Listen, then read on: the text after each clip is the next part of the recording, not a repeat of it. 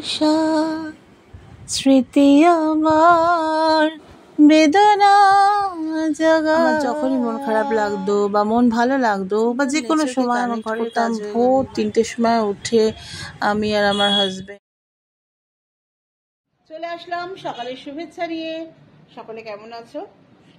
আমি খুব ভালো আছি। যথারীতি আসতে দেরি হলো, আর ভিডিও করতে বসলেই এই গাড়ির আওয়াজ এটা নিয়েই আমাকে ভিডিও করতে হয়। কিছু করার নেই, মানে সঠিক প্রতিবন্ধকতা নিয়েই আমাদেরকে কিন্তু মানে এই সোশ্যাল মিডিয়াতে একটু একটু করে এগিয়ে যেতে হচ্ছে, অনেক কষ্ট করে। কারণ আমার তো এখন আর সেই ইনকাম শুরু হয়নি যে আমি একটা মানে সাউন্ড প্রুফ স্টুডিও তৈরি করব, যেখানে বসে ভিডিও করব। এটা তো এখন এই মুহূর্তে পসিবল না। কোনোদিন যদি সুযোগ হয় তোমাদের ইচ্ছায়, অবশ্যই তোমাদের ভালোবাসায়, তাহলে নিশ্চয়ই তোমাদের জন্য আমি সেটাও করব, যাতে আমার কথাগুলো শুনতে তোমাদের অসুবিধা না হয়।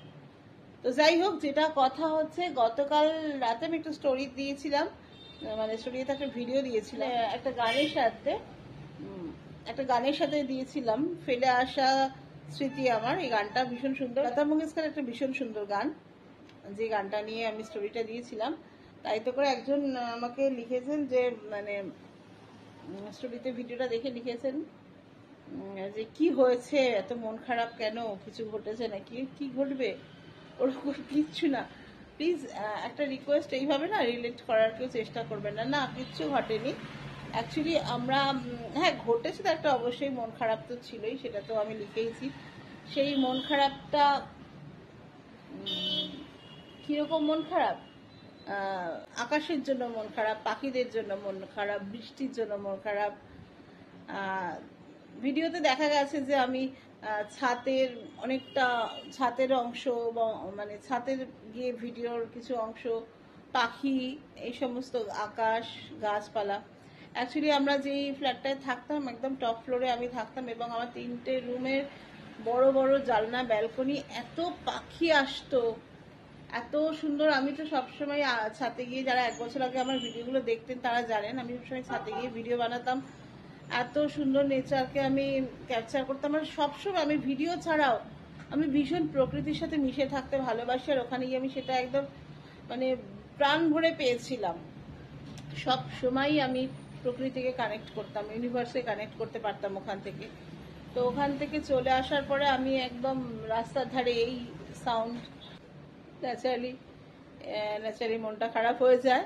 তো ওই জন্যই আর কি কালকে ওই ভিডিওগুলো শেয়ার করার সময় এই গানগুলো দিয়েছিলাম। ফেলে আসা স্মৃতি আমার বেদনা জাগায়, মন কেন খুঁজে ফিরে শুধু যে গো তোমায়,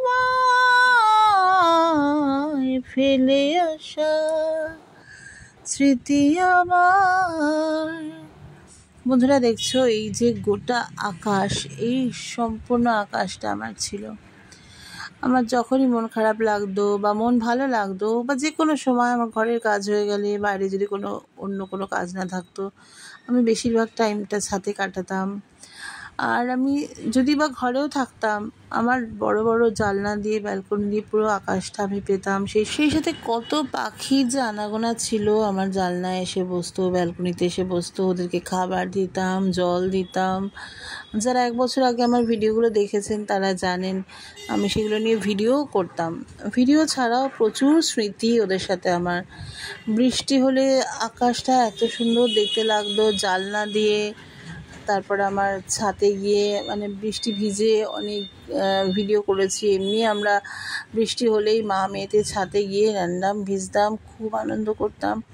এত সুন্দর নেচারকে কানেক্ট করতাম। ভোর 3টের সময় উঠে আমি আর আমার হাজব্যান্ড ছাদে যেতাম, গিয়ে আমরা অ্যাফার্মেশন করতাম, ধ্যান করতাম। একদম রাত থেকে ভোর হওয়া, যে এই যে প্রাকৃতিক পরিবর্তনটা, এটা আমরা উপলব্ধি করতাম। এত সুন্দর মুহূর্তগুলো কাটিয়েছি না বন্ধুরা, মানে ভীষণ ভীষণ মিস করি।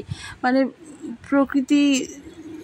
প্রকৃতি যে মানে আমাদের কাছে কি বলবো, প্রকৃতির যে ঐশ্বরিক রূপটা যে আমাদের কাছে সবসময় ধরা পড়ে না, যেটা আমরা খুঁজে বেড়াই আমাদের অবচেতন মনে, কিন্তু আমরা খুঁজে পাই না সবসময়। কিন্তু যদি পাই, এমন দুর্ভাগ্য, সেটাকে আমরা ধরে রাখতে পারি না।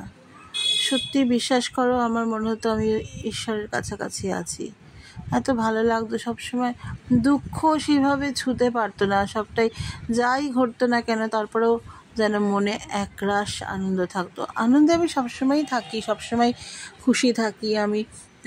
সবসময় যে কোনো পরিস্থিতিকে আমি মানে আনন্দে কনভার্ট করে নিতে পারি, আমি আপ্রাণ চেষ্টা করি। কিন্তু এই যে চেষ্টা করা, আমাদের চেষ্টা করতে হয় দুঃখের মধ্যেও যাতে আমরা আনন্দে থাকি, ভালো থাকি, খুশি থাকি। কিন্তু ওখানে মানে ন্যাচারালি, নর্মালি সবসময় মন ভালো থাকতো। তো যাই হোক, ভীষণ মিস করি জানো তো ওই আকাশ, পাখি, গাছপালা, বৃষ্টি,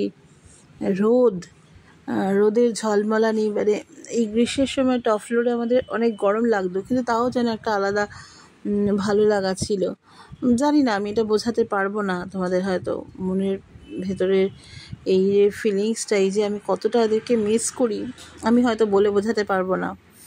তো যেহেতু মানে আমার স্টোরিতেই একজন আমাকে লিখে পাঠিয়েছেন কেন মন খারাপ, তাই জন্য আজকে ভিডিওটা বানালাম। আশা করি প্রশ্নের উত্তর দিতে পেরেছি।